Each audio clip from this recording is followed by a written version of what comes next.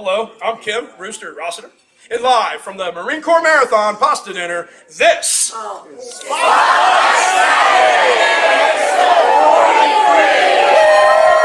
And at the Ainsley's Angels of America Charity Dinner on the night before Marine Corps Marathon, this is Spotlight Saturday.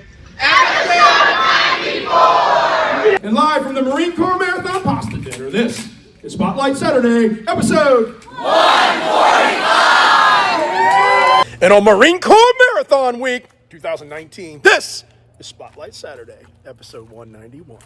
You don't have to do super things to be a superhero, just the right ones. If you ask me, things are just fine, just the way they are. Episode 191. How about that? That's a lot of episodes. Yeah. Kind of a special weekend for a lot of people. I'm a marathoner.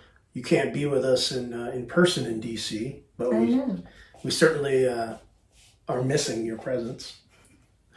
I thought it would be neat if you would join me for this episode so that we could kind of look back on this amazing weekend. So many memories for so many people, and everybody's got their own stories. What is your favorite memories of the Marine Corps Marathon? I have two. Oh, Well, two with Ainsley. okay. So my top two are definitely, the first one's great because the first one's the first one and it's the first one. But, we talked about it earlier and we didn't understand the magnitude of it. And I didn't realize in that moment how, the marathon was basically a metaphor for Ainsley's life. Her entire life was a marathon. Highs, lows, ups, downs, physical exhaustion, mental exhaustion, emotional exhaustion, and then the finish line. So I didn't get any of that for the first one. But so my favorite two are actually one of my favorites is when you did not push her in. Surprise. That's right, 2014. I was training to You were push her, injured, yeah. and I got injured. Yes, and so Joe and Leanne and Laura, and that was like one of my favorites for a lot of reasons. It was Leanne's first marathon, and I remember after the race her telling me that she literally ran faster when she was behind Ainsley's chair. It's amazing. Like a superpower. And I always wanted Joe to push Ainsley because he was fast, and you always said, no, Joe's not pushing her. You got like possessive. What do you expect? But just like you're her dad and you always ran with her, and it was obviously that's amazing. But to see other people who don't have an actual relation to your child sacrifice, because it's like, well, unless you're Joe, who's like the last 4 weeks, okay, I guess I'll do it. These people train like an entire year, right? Yeah. 8 months. We have a whole bunch of footage of folks sending us in all through the past 8 months of this marathon, of them running all over the country in different places. So just for me, like to see someone give of themselves physically, emotionally, mentally, for your child to be able to cross the finish line is just like mind-blowing. It is. And I think it was after that race in that moment that I knew these people weren't just like friends or people we knew. And I know you always say it like strangers yesterday, friends today, family tomorrow, but like they're literally, I consider them family. Yeah. And not just because they pushed Ainsley in a race, but like it was just so monumental for me to witness that and to witness their love for Ainsley. It was extraordinary. So that's one of my top favorites. That's why. I enjoyed that race too. Because I got to go with you. I know. And be a spectator. That was weird, but you were like antsy. Well, of course. I mean, I didn't know how to be a spectator. I know. Race. I also had trouble with like trusting that it's going to be okay. Really? Yeah, like even though it was Joe, a Marine that I've known for a long, long time, and his girlfriend. I would say Laura, it was, goodness gracious. Leanne and Laura. If you very can't capable. trust those ladies. No, it wasn't a matter of not trusting them. It was a matter of like is it going to be okay? Like, I don't know this space. Yeah, I get that. How I felt every time you would go for a race with her. Mm-hmm. I didn't have my eyes on her every second. And I got to feel that. And then I got to feel like the true impact of when I tell a parent at the end of a race, thank you for trusting me with your child. Like, I can 100% have empathy for those words. Yeah. It's a big deal. Yeah. 26.2 miles is a 4 to 5 hour experience, sometimes 6 or sometimes 3, Evan's family. But hey, it's a long time.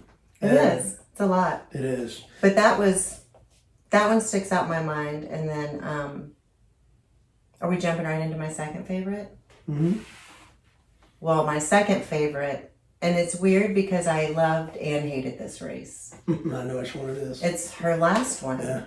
Her last marathon. Her 100th race. Which ultimately became her last race, which knew? was so fitting because it was, the metaphor. Yeah, yeah. It was the final.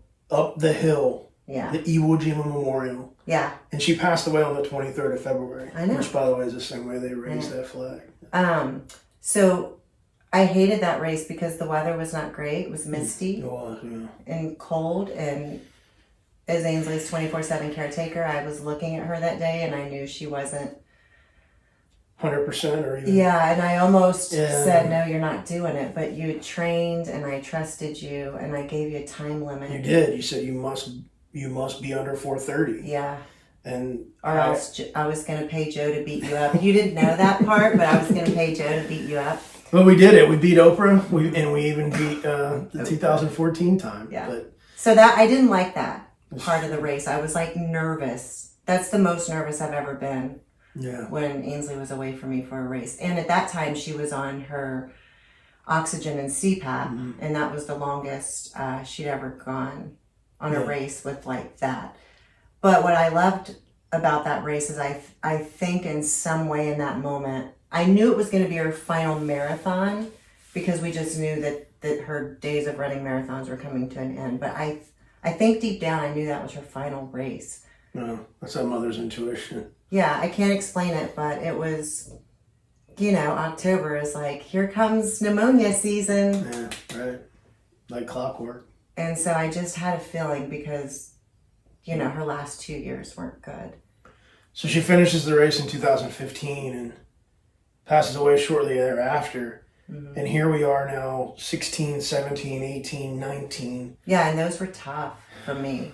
Emotionally, just draining for you. You went to each one of those races. Yeah, and a lot of people don't know that. I keep very private of my emotions and feelings. It's not because I want to appear like strong.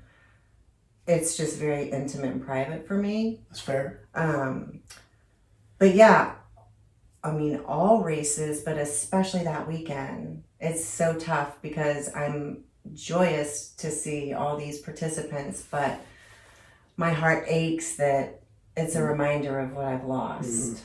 Yeah, it's right in your face, and it's interesting that it's so in my face when I go to these races every But week. you feed off of I that do feed too. off of it. It's totally different. Like the camaraderie of the dinner, the greeting of everyone as they get there, the excitement of the race in the morning and going around. I mean, everything that is just the family reunion. Yeah. And it's just interesting how I feel in those moments and how you feel in those moments. It's different. It's different, and the beauty of us is that we can communicate about that. And I think that that's something that I wish for all couples to have the ability to kind of communicate through how they're feeling, despite whether or not it feels good to talk about. Yeah. The Spotlight Saturday weekly therapy and chance to kind of see what we do across the country, it was amazing for me and Briley to have special time. Yes. And now she's not here this weekend either. Are you getting emotional? Yeah. It's not intended to be emotional. It's just real. Like, every single year. It's a great weekend though, because I'm going to miss, not being there this year. I won't miss the emotional disaster that I am the week prior and the week after that I keep hidden from everyone except you. Yeah. But I am going to miss seeing all of my friends and family, friends that are family, and all the joy. It's very joyous. Everyone's really happy and Old timer, how you doing? Hey. Master Gunner Sergeant of Marines. Hey, Justin.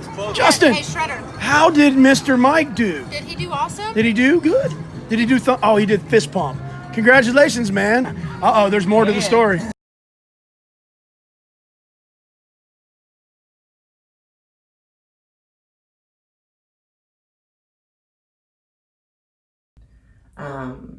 I'm gonna miss that. I'm not gonna miss that. What time do we get up? It's so early. At some point this evening, Joe's going to brief everybody on that. It's so early. I won't miss that. Yeah. But, so I'm definitely going to miss some things. And to be completely honest, not miss some things. That's fair. But I'm going to be home with Camden. And so I'm just going to snuggle him up all weekend. Well, thanks for taking some time to talk through this. I enjoyed it. I hope that... Wait, are you upset that my favorite Marine Corps is the one Joe and Leanne and Laura pushed? No, Okay. not at all. I kind of wanted it to bother you a little bit. Okay. Well, it doesn't. I mean, I had the chance to push her in 2011 when we were the only duo team or only team at the starting line. I mean, that's pretty powerful. And then to go back when Dick and Rick Hoyt were put into the Marine Corps Marathon Hall of Fame and to be guests of honor They're at all their table. good. They're all really good. And for them to pass the torch to us, that was in 2013, where they just passed the torch and said, like, we're getting older. We want to pass it. And so now to look back on that, like the growth of Ainsley's Angels since 2013, not just at the Marine Marathon, but across the country. The other organizations like the Peace Foundation and the other Team Hoyt entities that have popped up, and athletes serving athletes. And God, my team triumphed. And it's just amazing to see how a spark turned into a flame that led to a smoke that can't be contained. And now it's just traveling across the country now. You say weird things. I do say weird things, but it's just contagious and it's beautiful. And this weekend celebrates that. Yeah, and I think that other parents can relate to how I relate that Ainsley's life was. Their lives are marathons. I mean, you guys, the runners, are so graciously giving of yourself. I can't imagine that type of physical pain. I don't run. So I can't even wrap my mind around it, but I think that they too can relate to the struggles their children face every day, whether it be physical, emotional, mental, all of the above. Their lives are a marathon. Every freaking day. A marathon for these extraordinary people. And we're fortunate enough to have so many friends who are caregivers to these amazing humans, extraordinary souls. And a lot of our ambassadors, or have no relationship to anyone that's differently able. Don't even get me started on that. It's amazing. Our ambassadors. Anything to make it happen. The ambassadors, I mean, there's no words for our ambassadors. There's no words. I can think of many, but no, there's none. There's none good enough. These folks, in some cases, have no relationship to anyone who's differently abled. Yet they come in and day out, and week after week, and race after race, and just give their all. We cheered. Yes, you cheered for everybody. We're gonna ride next year. So you're going to be a rider next year. Is that the plan? Yeah. In some cases, we have ambassadors who are caregivers themselves. Yes. Who juggle all of that. I can think of a couple. Yeah. Yeah, there's one popping in mind. You want to flip to her scene now? Huh? Check this out, y'all. One of our phrases that we say a lot is ask me to tell you a story. And so I have a story for you today. Once upon a time, there was a princess, and her family loved her so much that they set out to change the world.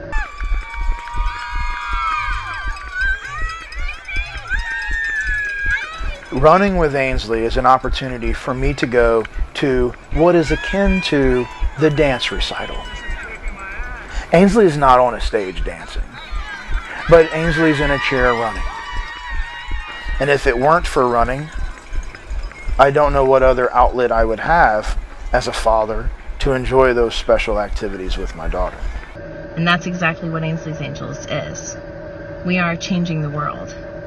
One life at a time, one team at a time, one 5K at a time. we are changing the world, and we are helping people see that inclusion is not just about people with disabilities. It's not just about schools. It's about everyone, everything, all the time.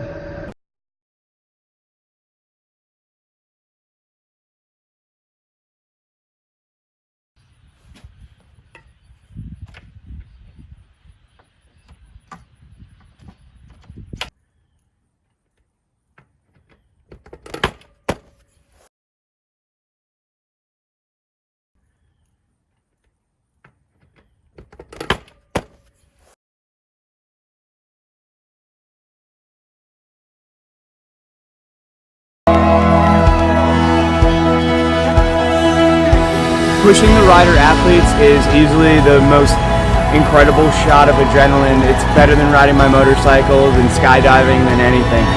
You start off and you see these wonderful young people just who may not say much occasionally or may be slightly reserved, and they open up like a flower as we push through the race, and people are cheering them on, and they see their flags and they hear people cheering their name, and they know that at the end of the journey that the team, which they're in charge of, is going to be crossing that finish line together. We like to say that that individual, that rider athlete, pulls us through there. We put him in the chair. At the bottom of the chair, there's a foot plate, and it either says "Yes, you can" or "Together we shall" or "Ainsley's Angels." So as you're looking down, you see the rider, you hear their sounds, they're smiling, you got bells ringing, they're excited. Oh, that's a wrap. What do you think? Wrap. We had a blast. We had a blast. I am most grateful, my friend, for the opportunity. It was something I'll forever cherish. I will. It's every moment is about making memories. And are you a little toasty? Well, in you the know, I had to quads? squat I'm down pushing there, because I'm but- a little heavy, you Yeah, know. you know. So we had an amazing 10 miles and friends and inclusion, and just hopefully everybody will understand the importance that running isn't just about getting to the finish line. It's about a purpose and a community. And I think that today defined that. I really do. All of your communities, the November Project, Wear Blue, Yep. your Ainsley's Angels family, Yep. all of the people you've inspired and touched across the National Capital Region and frankly the world, because we know this is true. She's humble. She might not admit it. It was almost like a celebration of all of those things that you were able to bring together. It was Boston. So, Boston. Boston sent something. So I think that the more that we can pass on, and that I do want my legacy for, I'm going to talk about in my In Lieu of Flowers and everything else, is going to be Ainsley's Angels, and that I hope that people donate and understand that the importance I've always felt about inclusion before as a teacher, now as this, but be a part of something and be a part of Ainsley's Angels, or be a part of something that empowers inclusion and respect. Well, on the behalf of Kim Nation, we love you, lady. Thank you. I love you guys too. Bye.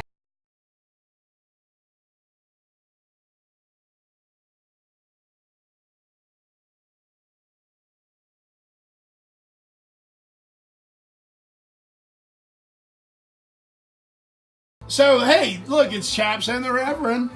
What's up? I know. It's We're the here. end. What is We happening? survived, man. It's We the survived. end. We ran a marathon. It's We beautiful. did. We Y'all survived. I did didn't think it. we could run a marathon as 20 long as we are, but we did. In the 2018 Marine Corps Marathon, We did you it. two gentlemen committed to it. We did. In 2017. 2017. We said And we then- would do it. We did it. You did it. You trained to it. You Dadgummit. accomplished it. It was beautiful. Tell me about it.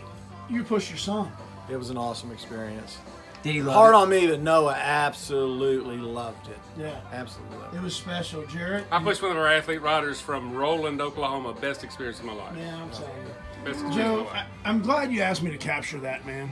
So, best experience of your life. That's exactly how it looks. I mean, it was my first marathon, and it will definitely be my last marathon. So, this time of year, every year, we try to get someone to commit to the, in this case, 2019 Ainsley's Angels Marine Corps Marathon Charity Team. So, we're not going to put you on the spot, but I noticed you have a fundraiser for your birthday for Ainsley's Angels.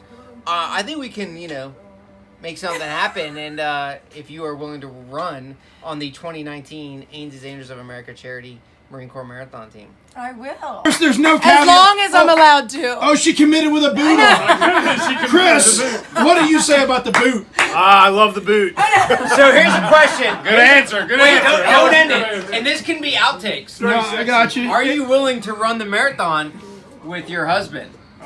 Ooh. And this is great because Bradley can edit all of I'm this. like, I guess so. I'll do it. I thought you were going to run this. He'll do it? Oh, whoa. He said Yes! Hey, while we're at it, maybe we can get a third. Maybe we can get a third. Hey, I'm doing it. Can we get a fourth? Yeah, I'm there's four. I won't do it to you, brother. I don't know. When is the Marine Corps Marathon? Oh, it's at the end of October. Every year at the end of October in our nation's capital. In fact, Drew, guess what? We have 2 rider bibs and 8 runner bibs left. So if your dad commits to running the Marine Corps Marathon right now on film with you, you can become a marathon in our nation's capital in 2 months. You want to do a marathon? Yay! All right. Well, there you go. Done. Miss Peggy, do you ever stop taping people? No, I do it all day and all night. Awesome. Are you ready to run? Yeah. Yeah, ready or not, it's time to go.